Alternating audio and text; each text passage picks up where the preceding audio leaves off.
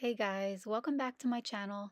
My name is Allie, and today I'm going to be bringing you with me as I do some summer homemaking, a little bit of cleanup, a little bit of prep for fall, some design inspiration, of course, and I thought that it would be a good time to just tell you a little bit about me. I'm cleaning up a little bit because we had some family and friends over for my daughter's 11th birthday, and I'm thankful. I know how lucky we are that we get to celebrate healthy children.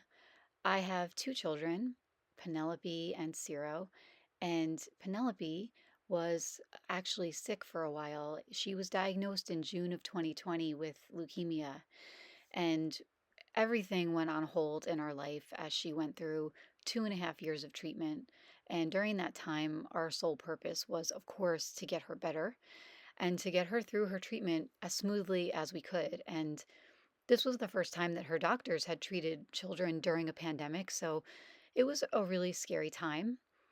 I will say that I wouldn't do it again, of course, but it did make us closer in a lot of ways that I never could have seen.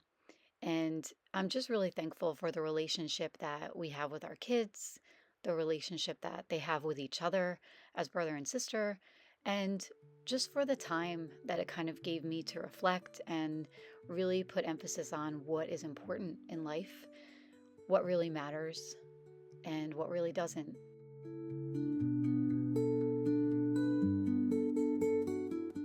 In a couple of weeks, we'll celebrate 2 years that she's post treatment. And they consider her a survivor at 5 years, so we have to go back for blood draws every couple months. But overall, at this point, she's doing amazing, and I really couldn't be more grateful. Every day is a reminder that even when I'm doing seemingly mundane things, even if the kids argue, even when I have a bad day, no matter what, I am so, so lucky. She wanted to have a movie night for her friends on her birthday, so we had a couple of her closest friends over, and Amazon to the rescue. I ordered some very simple things that turned out to be really fun. We made a little concession stand. I can put these links for you if you guys are interested in party planning type stuff. But I have a lot of simple tricks that make a big impact with party planning and especially making cleanup easy. We're at that point of summer where I feel like it's time to just savor things. Before the craziness of fall and the holiday season gets here, I have so much in store.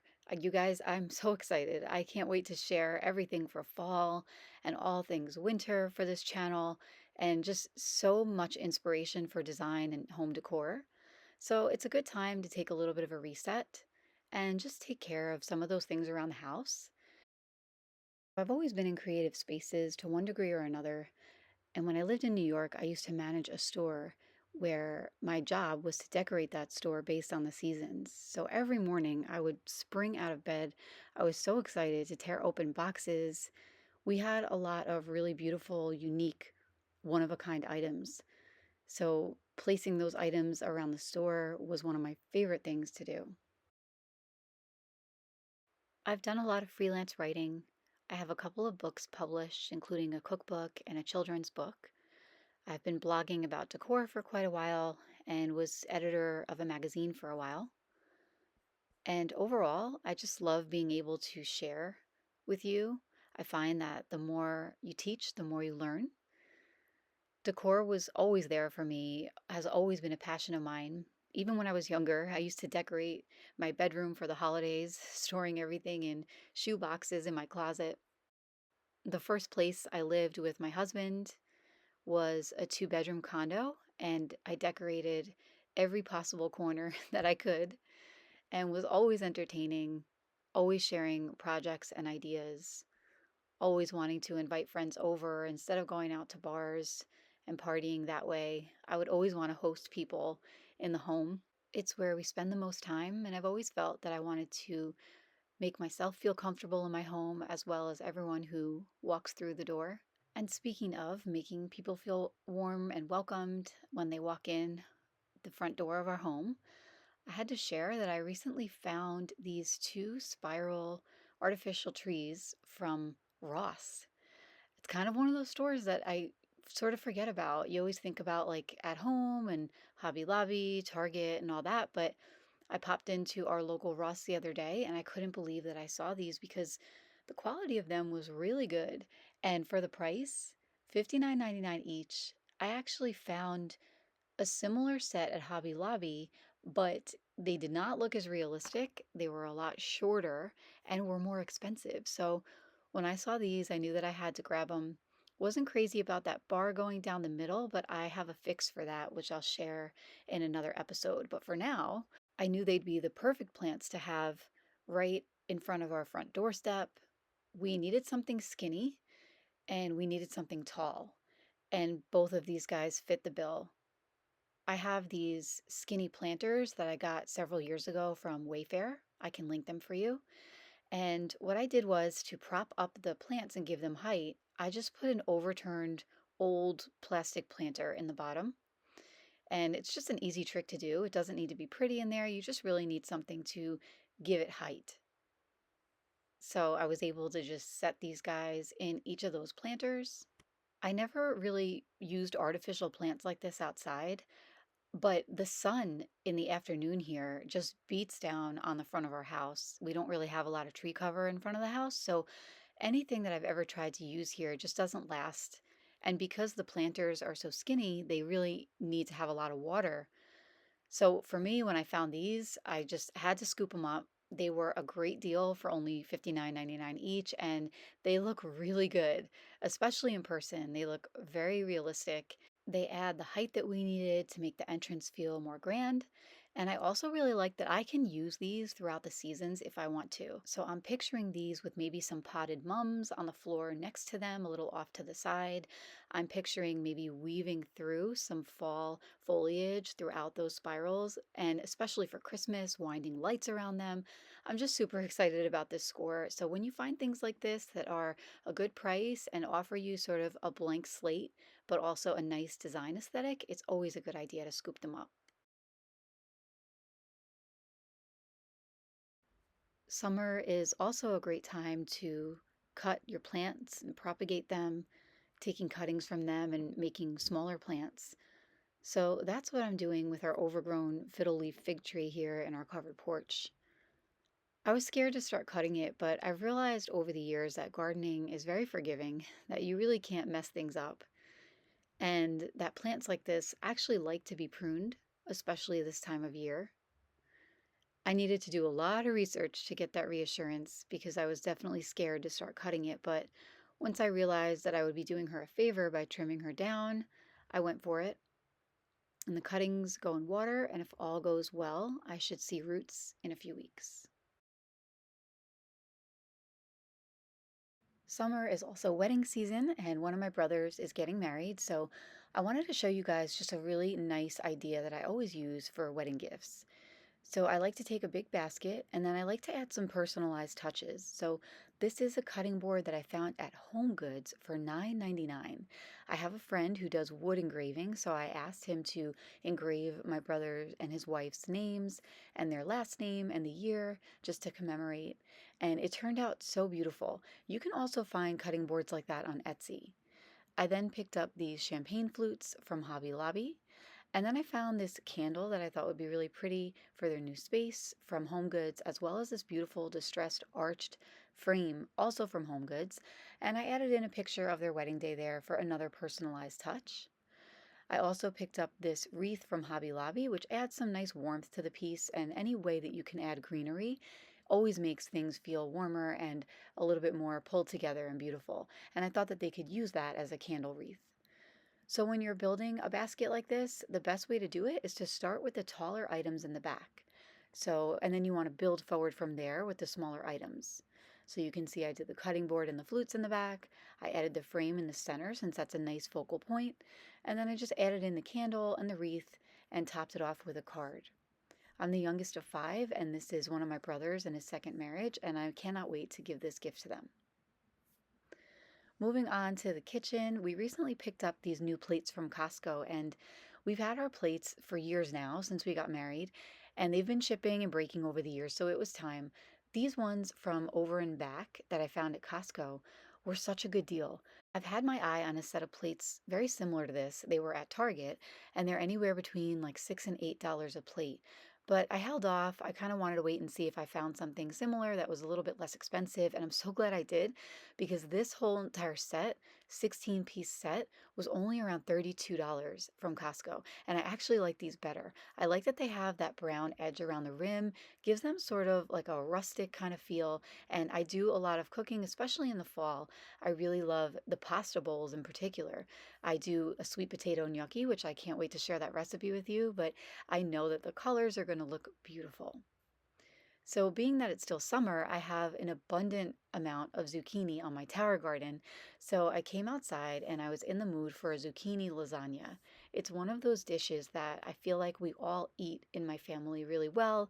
The kids love it, my husband and I love it, and I'm going to show you guys how I make a gluten-free, dairy-free version of zucchini lasagna. But this is the tower garden. I've got tons of cucumbers, as you saw. I've got lots of fresh herbs, basil. Everything in this vegetable drawer came off of the tower garden and it just keeps on coming. So I picked some yellow squash today and I'm going to use the green zucchini for this zucchini lasagna. So the first step is to just slice the ends off the zucchini and then cut them lengthwise into thin slices. I used to use a mandolin for this, and I don't know, mandolins freak me out. I've cut myself on them. Maybe this is not the most ideal way to do it, but this is what works for me. So, whatever works for you, as long as you get thin pieces of zucchini, and then I'll show you how this entire dish comes together. I also wanted to share that the reason why I make it gluten-free and dairy-free is because when my son was younger, maybe around a year old, we discovered that he was sensitive to gluten and dairy. And because I was still nursing him at the time, we both had to eliminate gluten and dairy from our diets. And it's not something that I initially set out to do, but after I did that for him, I noticed how much better I felt myself. So it wound up being a blessing in disguise. And nowadays, he's much more tolerant than he used to be. So for the most part, we try to eat gluten and dairy free. We're not crazy strict about it when we're out or anything. And I'm thankful that he's not allergic. But because he's still sensitive, and me too, we try to keep it clean when we're eating at home. So what I'm doing here is I'm just putting a little bit of salt on the zucchini. And what this does is it helps pull the moisture out of the zucchini before I bake it so that you don't wind up with a lot of watery zucchini and a watery lasagna. So I'm setting my oven to 375. And while I'm letting that zucchini sweat out that extra moisture, I'm just going to go ahead and saute some beef in a little bit of olive oil. And this beef that I got is from a local farmer. We like to buy local whenever we can. And I really do see such a difference when we spend the money and we get beef from a local farmer. And it winds up being not even much more expensive because it's local. They deliver right to the house. So it makes a huge difference in flavor and quality. And it's grass fed, which I like. So I'm just going to saute that up. You can see you just want to saute until the beef turns brown. And then at that point, I'm just going to pour in this sauce, which is my favorite sauce. I'm a little bit picky because I am Italian. A lot of times I make my own sauce, but when I'm in a pinch, I buy that Paisano sauce from Costco and we buy it in bulk and it winds up being super delicious. I add a little bit of cinnamon into my sauce, so that's what I did there. And then now I'm ready to come back over and put the whole lasagna together. So you can see up close that a lot of that water has already come out of the zucchini, which is great. So you just want to take a baking dish, and I work in layers with the lasagna. So the first layer down is the sauteed beef with the pasta sauce. And then I'm going to top it with one layer of the zucchini. And to make this dairy-free, I'm using the Kite Hill brand of the ricotta, and it's almond-based. It's really creamy, and neither one of my kids mind this at all. And my daughter likes dairy very much, but when I make it dairy-free like this, she doesn't mind at all. She thinks the flavor is delicious. So after the ricotta goes on there, you're going to add another layer of the beef and just swirl it around with the back of a spoon to spread it nicely. Then you top it with the final layer of zucchini, the final layer of the ricotta, and the rest of the ground beef mixture. And again, use the back of a spoon and spread that around. And then finally on the very top goes the fresh mozzarella, and I use the Mykonos brand. It's my favorite. You'll see when it comes out that it doesn't look like fresh mozzarella when it comes out of the oven, but I promise you it tastes delicious. It adds the perfect amount of texture and is the perfect topping for the zucchini. So you can see that out it comes and it's bubbling beautifully. It smells so good. You let it sit for about 5 minutes, top it with some fresh basil, and then you have a beautiful, delicious, and healthy, simple meal for any weeknight during the summertime. Summertime to me, especially this time of summer, always feels like a really good time to just hit pause and prepare for fall. So, as I showed you in this video, I'm just spending my time cleaning things, organizing things, getting ready to rearrange things for the beauty of fall, but also making sure that I savor these days of summer and everything that we have going on this season. I do have tons more to come for you in terms of fall, especially over the next few weeks, and I'm so very excited to share it with you. I've got styling tips for smaller spaces like console tables, entryway tables. I have kitchen styling tips, coffee table styling tips. Of course, I'll even show you a full-blown fall transformation in my home. And I've got lots of great products for you guys to share with you and just all good things to welcome the season of fall. So stick with me for that. And if you like videos like this with decor inspiration and styling tips, finding the beauty in every day as well, I hope that you will subscribe to my channel and I hope that you found this video inspiring. Thank you so very much for being here, and I will see you guys next time. Take care.